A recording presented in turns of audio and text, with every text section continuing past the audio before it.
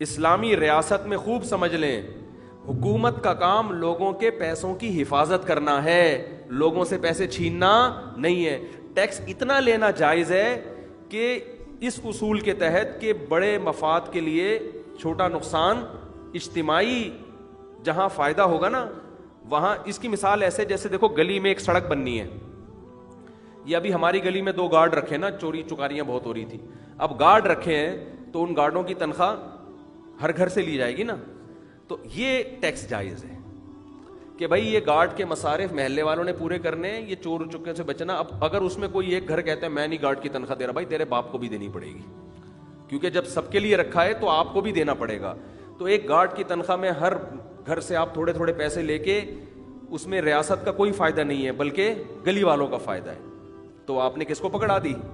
Guard کو پکڑا دی۔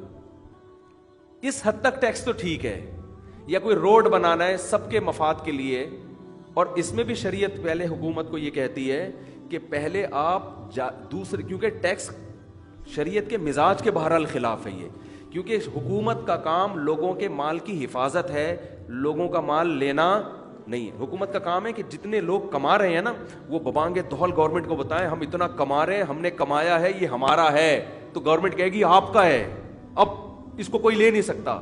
یہاں گورنمنٹ کو بتاتے ہوئے ڈر رہے ہوتے ہیں، چور کو بتا دے گا آدمی، ڈاکو کو بتا دے گا، کیونکہ پتا ہے یار تھوڑا سا مہینے کا باندھ دو، ڈاکو کچھ نہیں کہے گا۔ کہ محلے کے نا کچھ بدماش تھے جو انہوں نے کیا کیا کہ ہم سے یہ لیاری کے بیٹھے ہوئے ہیں، کہہ رہے ہیں وہ ایک بندہ گولڈ لے کے جا رہا ہے، تو بدماش نے بلایا چھپا کے کیوں لے کے جا رہا ہے؟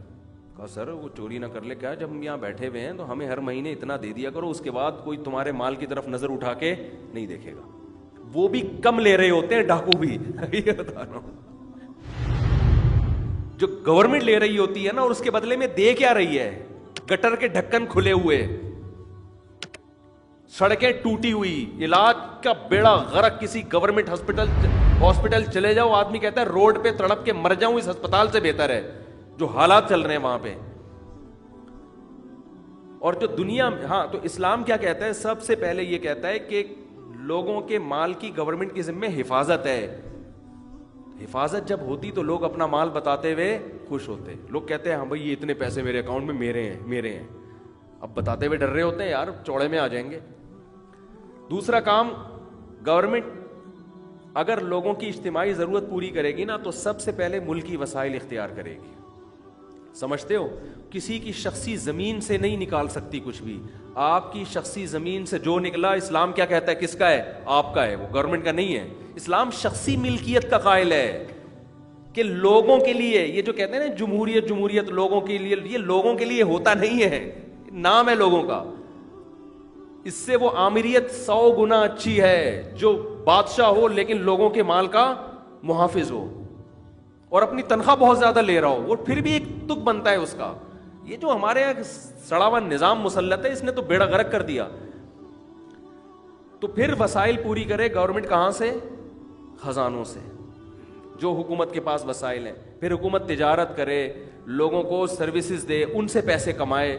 اس طرح گورنمنٹ کے پاس اتنے کمانے کے وسائل ہیں کہ صرف ایک انتہائی قحط زدہ ملک میں تو ٹیکس کا نظام چلے گا،